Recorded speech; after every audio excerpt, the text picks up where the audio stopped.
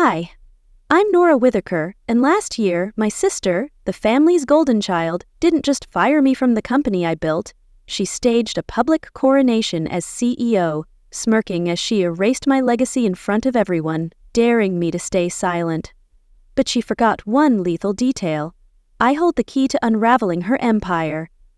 Last year, my sister, the golden child of our family, waited exactly 1 day after being handed the reins of our company before firing me. No warning, no thank you for your service, just, your role has been dissolved. They all assumed I'd walk away quietly, but they overlooked one tiny clause buried in the original incorporation agreement. One clause I personally fought to include over a decade ago. And today, that little oversight is costing them everything. And the most ironic part? They still don't realize I'm the one who pulled the first thread. Before I take you deeper, what time are you listening and where are you tuning in from? Drop it below. It started like any other Thursday. I was 41, headed into our firm's headquarters in Atlanta's Midtown, my heels clicking through the polished marble halls I knew better than my own apartment. I'd texted Elise the night before, asking about the board meeting. "Just show up, Nora," she replied, her tone curt. "It's routine." I should have known better. Her brevity was a warning I ignored, hoping for once she'd include me. I expected a routine quarterly strategy review. Nothing flashy. I greeted the front desk, passed security, and stepped into the glass-paneled conference room. That's when I saw them. Silver and blue balloons shaped into an arch. Orchids, my mother's signature flower, lined the table. Pastries and sparkling water sparkled near the wall, and a banner celebrating new leadership. My stomach dropped. Around the table, my parents, our CFO, legal counsel, the board. Some smiled, others avoided my gaze. And then I saw Elise, my older sister, hair slicked back, navy blazer tailored like armor, smirking like she'd won a Pulitzer. "Nora," my mother said too brightly. "So glad you could make it." I stared, stunned. I had scheduled this meeting. "Did you?" Elise said, her voice dripping with mock surprise. "Guess we forgot to tell you it's a special occasion." Then my father stood. "Today begins a new chapter. We're proud to announce Elise as CEO, effective immediately." The room clapped, and I smiled because they had no idea what was coming next. The room erupted in applause. I stood still, frozen somewhere between humiliation and disbelief. No one had told me, not a whisper, not even a forwarded calendar invite. Across the room, Elise was glowing under the silver arch of celebration, soaking in the spotlight like it had always belonged to her. I didn't clap, couldn't. My hands stayed at my sides as I locked eyes with her, searching for a flicker of remorse, an ounce of decency. "Nothing." She turned away, already addressing the board. "I believe it's time to streamline leadership and reposition the firm for long-term innovation," she said smoothly, like she'd rehearsed it in front of a mirror. "Streamline?" I muttered under my breath, my voice barely audible. My mother shot me a look. "Don't make a scene, Nora," she whispered sharply. I didn't even catch the rest. My ears buzzed. Vanessa, our HR director, quietly approached with a folder in hand. I didn't need to look at it to know. My name was typed across the top, the word termination stamped like a wound. My breath caught in my throat. I glanced at our parents. They couldn't meet my eyes. Elise walked toward me, her heels clicking like punctuation. She leaned in and whispered, "It's not personal, Nora. You've just outgrown your role." Outgrown? I had built this place. I co-signed the first lease. I missed my own engagement party to save the company from a supplier dispute. I skipped birthdays, holidays, even Grandma's funeral, because someone had to show up, that someone had always been me. Now, apparently, I was outgrown. "Outgrown?" I said, my voice low but trembling with rage. "I carried this company, Elise." "You're standing on my work," she smirked. "Keep telling yourself that, Nora. No one's buying it." I took the folder, the boilerplate severance barely warm from the printer, and walked out as the applause began again. The hall seemed endless, My heels too loud, the silence too sharp. I caught Elise near the elevator. "You couldn't even call me privately?" I asked. She didn't flinch. "This is business, Nora. You always made it personal." "Business?" I shot back. "You humiliated me in front of everyone. That's personal." She shrugged. "You're too emotional for this, Nora. Always were." When I swiped my badge to enter my office, the light turned red. Access denied. A young assistant I once mentored walked by with a box in her arms. My box? Labeled packed. My framed photo of Mom and me from our first product launch. My leader in the making mug. My ebony pen. The one Dad gave me when we signed the incorporation papers. It was all done as if they'd planned this long before today. The sun was too harsh. I sat in my car and gripped the steering wheel. I didn't cry. Not yet. Atlanta traffic blurred past the windows. I got home before noon. The kitchen was too quiet. The coffee machine blinked. 11:42 a.m. Same day. New reality. I unpacked the box. My fingers paused on the ebony pen, engraved with NW for Nora Whitaker. "You're the future," Dad had told me. I sat at the table clutching it. Then came the tears. Quick, gasping sobs I didn't expect. Not loud, just sharp and private. Then my phone buzzed. A headline. Whitaker Group. Names first female CEO. A legacy continues. Legacy. I was that legacy. I reached into the box for a tissue, and my hand brushed something tucked under the cardboard flap. A plain envelope, no markings, just my name in tidy script. It hadn't been in the box originally. I opened it with trembling fingers. Inside was thick, embossed paper. Our law firm's letterhead. It wasn't severance paperwork. It was a notarized contract dated 5 years ago. The night Elise had shown up at my place sobbing that we'd miss payroll and lose our biggest client. I remembered the late-night drive to Savannah. The lawyer she trusted. The way I'd wired $300,000 0 cents to keep the company alive. That document was my insurance. A 12% non-dilutable voting share in Whitaker Group, activated unless I signed a resignation. I never had. And now, I smiled through tears because they had no idea I still owned the table they were sitting at. A resignation I never gave. So no, they couldn't just toss me aside like some intern who misplaced a few reports. They knew. They had to know. The only reason they thought they could get away with it was if they assumed I'd forgotten, that I'd lost the paperwork, that I was still the same daughter who chose loyalty over leverage. They were counting on my silence. I ran my thumb over the notary seal, the signature at the bottom, Elise's right next to mine, still curled in perfect black ink. My pulse calmed, because this wasn't just a corporate decision. This was a calculated erasure. They weren't pushing me out. They were rewriting the narrative. And I wasn't going to let them. The next morning I called my mother, hoping for an explanation. "Nora, you're overreacting," she said, her voice cold. "Elise is the face we need. You were always better behind the scenes." I gripped the phone. "Behind the scenes? I saved this company, Mom. You let her erase me." She sighed. "Stop being so dramatic. This is for the family." I hung up, her words fueling my resolve. I grabbed my keys and headed for the garage.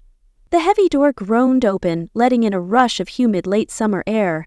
Dust floated through streaks of sunlight as I pulled out box after box from the corner shelves.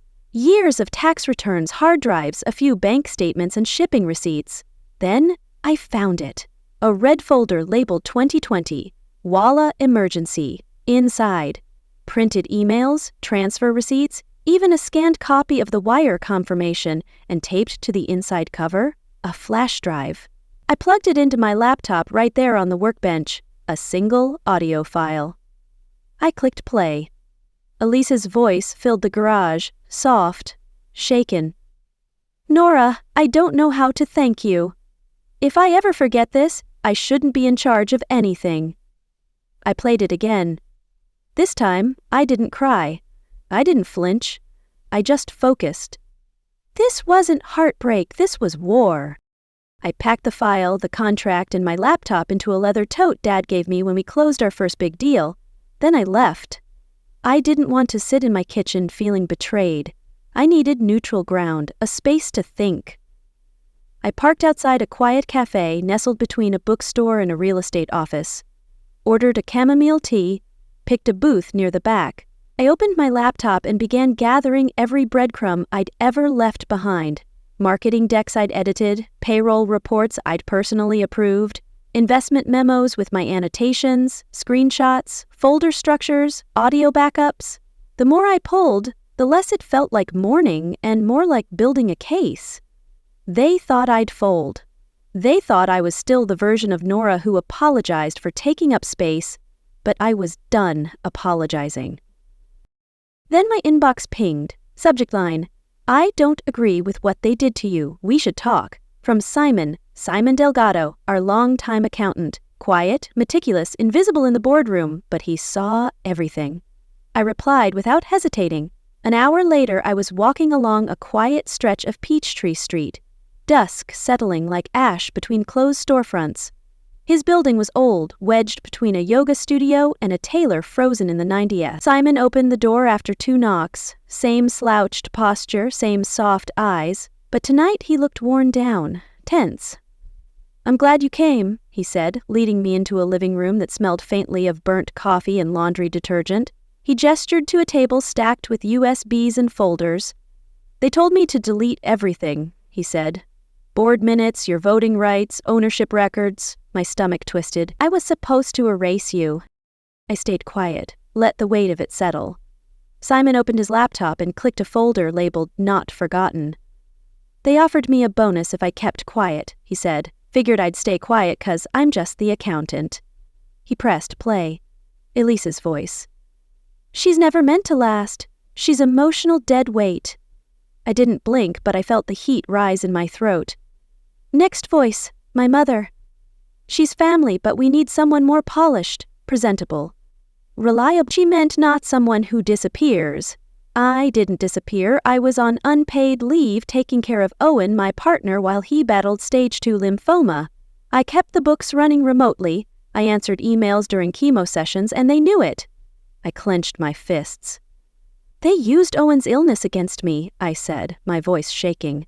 Simon nodded. "Elise said you abandoned your duties.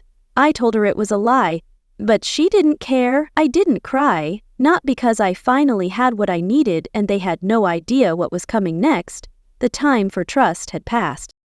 Instead, I asked Simon quietly, "Did they all sign off on it?" He nodded. "Your dad hesitated, but Elise and your mom pushed it hard. He didn't resist for long." I stood and began pacing, each step deliberate, my mind sharpening with every movement. "And the originals? You still have them?" He nodded. "Everything. I kept it all. Guilt, I guess, and fear." "I'm here to punish you," I said. "I'm here to correct what they buried." He handed me the USBs with a shake of his head. "There's one more thing. The retreat, the one you skipped." A chill settled in my chest. That's when it started. They used your absence to paint you as disengaged. A memory surfaced. Me sitting in a hospital room feeding broth to Owen. His skin pale from another failed round of chemo. I remembered silencing my phone, ignoring the messages about mandatory team building, while my colleagues posted matching selfies from a luxury spa in Savannah. When I came back, no one said a word, but half my projects had been reassigned. No explanation, no welcome back, just fake smiles and closed doors. I looked at Simon. "You've done enough. Thank you. I'll deny it if they come for me." "You won't have to," I said calmly. "I'm not going through the courts. Not yet."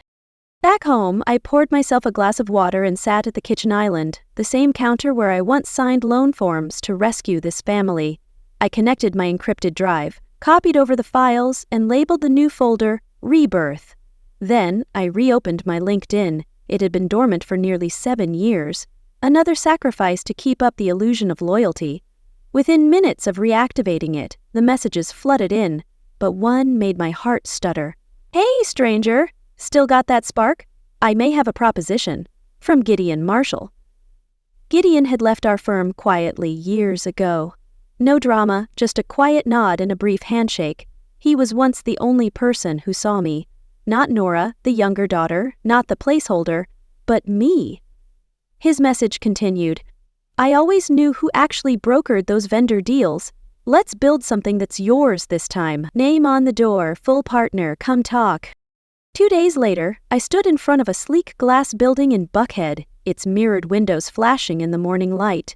The lobby smelled like eucalyptus, lemon, and espresso, not like the dust and stale legacy I'd left behind. I caught my reflection in the chrome elevator doors. For the first time in weeks, I didn't look erased. I looked ready. Gideon greeted me with a hug that was warm but professional. There she is, he said with a grin. The ghost they tried to bury. He introduced me to his leadership team, people who met my eyes, asked real questions, and didn't pretend I was invisible. We sat in a bright conference room as he slid a folder across the table. Partnered track. No waiting in line, but I know you've got unfinished business. We're not rushing you. When you're ready? That night, back home, I opened Simon's USB again. One file stopped me cold. Riverfront terms, signed PDF. I remembered that deal vaguely, a rushed contract. I'd heard about it after it was already inked, too late to review. I opened it, my heart pounded. There was my name, my signature, only I never signed it. I dug out an old notebook, one I'd used to write packing lists and scribbles. I compared the slant, the loops. It wasn't mine, it was Elise's. She'd forged it. My sister had signed my name without my consent. Sloppy, arrogant. She didn't even loop her lowercase g the way I do. I stared at the screen, my chest tight. My father once told me, business is built on trust. In this family, your word is your bond. I wondered what he'd say now, knowing Elise bonded my name to a lie. I printed the document. The machine hummed softly as each page slid out, evidence in black and white. I placed it in an envelope, labeled it in neat script, to the Georgia Office of Business Conduct, and beneath that, confidential for immediate review. They wanted me gone. But I wasn't just coming back, I was coming back with the receipts. This wasn't just about revenge anymore. It was about burning down the lie they'd built. Then, standing tall in the smoke, unflinching, I sealed the envelope, exhaled, and stood in the middle of my quiet apartment, letting the silence drape over me like armor. They want someone more presentable, I whispered. Let's see how she looks in front of investors. The next day, I emailed my father, attaching the forged document. Did you know? I wrote. Hours later, he replied, Nora, let's not do this. Elise made a mistake, but she's leading now. Don't tear us apart. I stared at the screen, his words a fresh betrayal. You let her, I typed back, then deleted it. He wasn't worth the fight. Not yet. I sat down at my laptop, clicked open LinkedIn again, and hit refresh. The notifications poured in. Old colleagues, forgotten contacts, recruiters. But one ping stopped me cold. Gideon Marshall again. Not the professional tone this time, just, hey stranger, still got that spark? Let's talk. A few hours later, at the Fulton County Clerk's office, the woman behind the plexiglass barely looked up as she slid the notarized revocation order across the counter. All filed, she said, tapping the embossed seal, effective immediately. I slipped the document into my leather folio. As I turned to leave, she asked quietly, You sure this won't stir anything up? I didn't even glance back. Oh, I said. I'm counting on it. By the time I stepped outside, the Atlanta haze had burned off. Sunlight gleamed off windshields, puddles, even the cracks in the sidewalk. But something inside me had shifted, quiet, permanent. Back home, I kicked off my heels, made a strong black coffee, and opened my laptop. Buried in my desktop was a mess of folders. I clicked on one. Mom_PhoneSync_2020, half expecting it to be junk, but inside I found it. A 3-minute voice file, accidentally synced years ago when I was helping Mom set up her new iPhone. The date, 4 days before the vote that pushed me out. I hit play. Elise's voice, crisp on speaker. Nora smart, sure, but she's too loyal to fight me. That's why I'll win. Mom and Dad know it. She still thinks loyalty counts for something. The silence after hit harder than her words. There was no rage. Not yet. Just a weight in my chest like grief in slow motion. I hovered over the delete button, then stopped. Instead, I clicked save, dragged the file into a new folder, and labeled it contingency_exposure. Then I walked to the kitchen, refilled my mug. My hands weren't shaking anymore. Back at the computer, I logged into the family trust system, a portal I still had access to thanks to a forgotten clause they never revoked.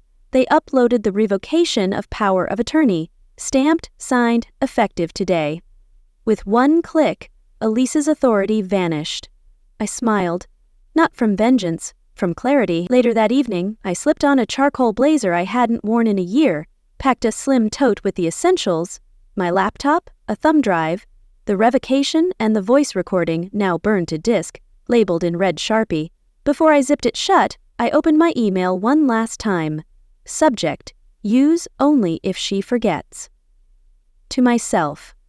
Attachment: Elise_voicemail PM3, send hour, off. I passed by the hallway mirror on my way out. I didn't look erased anymore. I looked like a woman who remembered who she was. An hour later, I stepped out of my car at the charity gala Elise had orchestrated like a coronation. Her name was on the banners, the program, the donor wall. Whitaker Legacy, a night of impact. The valet blinked when he saw me. I wasn't on the guest list. It didn't matter. Inside, the ballroom sparkled under chandeliers. Guests in evening gowns and tuxedos sipped champagne, posed for photos, exchanged shallow praise. I moved through the crowd like smoke through velvet. A few heads turned. A couple recognized me. Most smiled with the hollow friendliness of corporate etiquette. But Elise froze when she saw me, just for a second. Then she slipped into character, graceful, polished, queen of the night. She took the mic and gave that smile I'd once admired. But I wasn't here to admire anymore. I was here to end the show. Ladies and gentlemen, Elise began, voice smooth as silk. We built Whitaker and Vale on legacy, on trust, on knowing when to lead and when to let go. Her gaze slid to me, just sharp enough to cut. Some of us understand that better than others. I stepped forward, my voice cutting through the room. Like, letting go of the sister who saved your company, Elise. The crowd hushed. Her smile faltered. This isn't the place, Nora, she hissed, gripping the mic. A polite ripple of laughter moved through the crowd. I didn't flinch. Instead, I raised my glass and met her eyes. The smile I gave wasn't warm.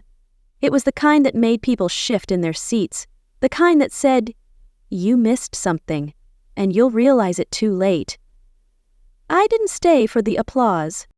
As I moved toward the coat check, I passed within feet of her. Her smile faltered. She didn't speak, but I could feel the tension pulsing under her skin. I knew exactly what she was doing backstage, checking her phone, scrambling to transfer assets to secure control. Then it began. Her voice behind the curtain clipped and rising in panic. "What do you mean access denied? That account's under my authority." A pause. "What do you mean it's been revoked? Who signed off?" Moments later, she burst into the hallway, heels hitting the floor like gunshots. A board member approached, palms raised. "It's been updated, Elise. Legally, we were notified this morning." I didn't stick around to watch them melt down. I already knew what it sounded like. Outside, the evening air was cool and crisp. I took my time walking to the parking lot, relishing the unfamiliar but welcome sensation of peace. But I wasn't surprised when I heard her voice behind me. "You think this is over?" she snapped. "You just made the biggest mistake of your life." I turned slowly, let the silence hang between us. Then I said calmly, "Then I guess we both have something to regret." She stepped forward. "You really think you can win against me? I was chosen. You were convenient." "Chosen?" I laughed bitterly. "You stole my work, Elise. You forged my name. Convenience what you call a lie you got away with, until now." Her voice cracked.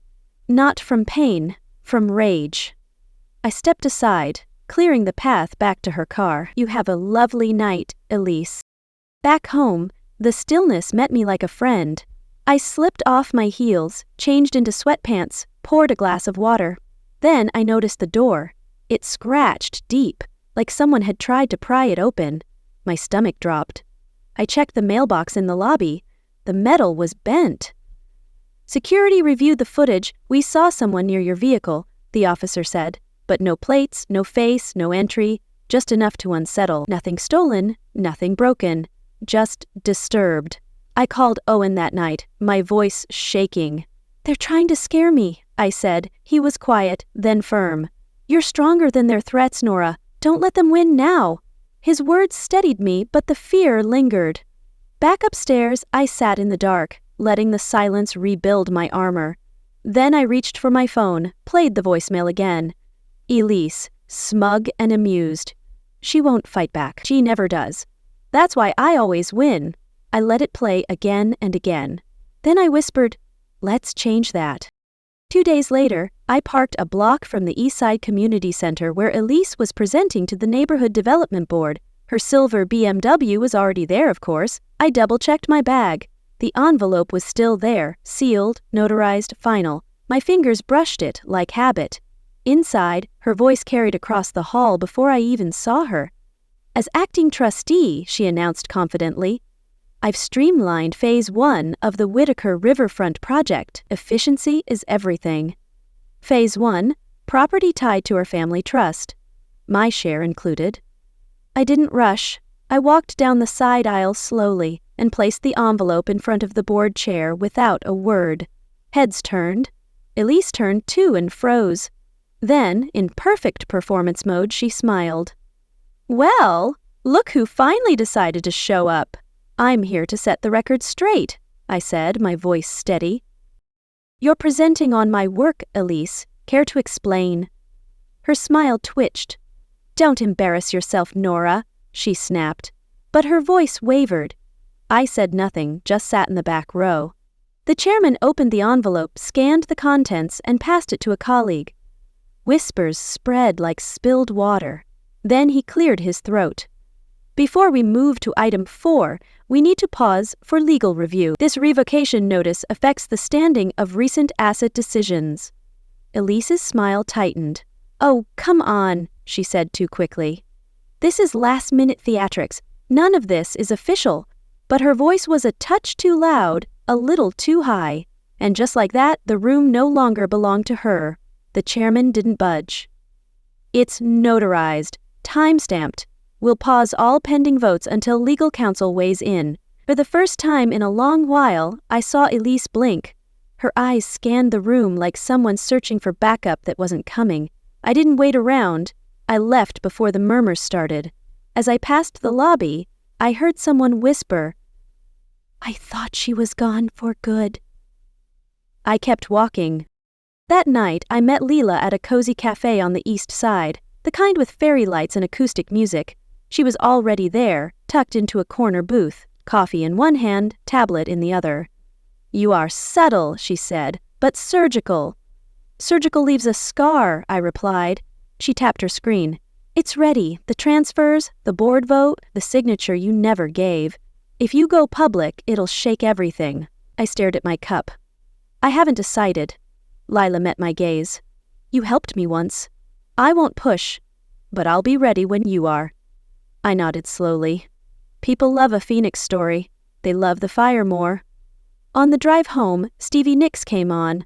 Landslide, Mom's favorite.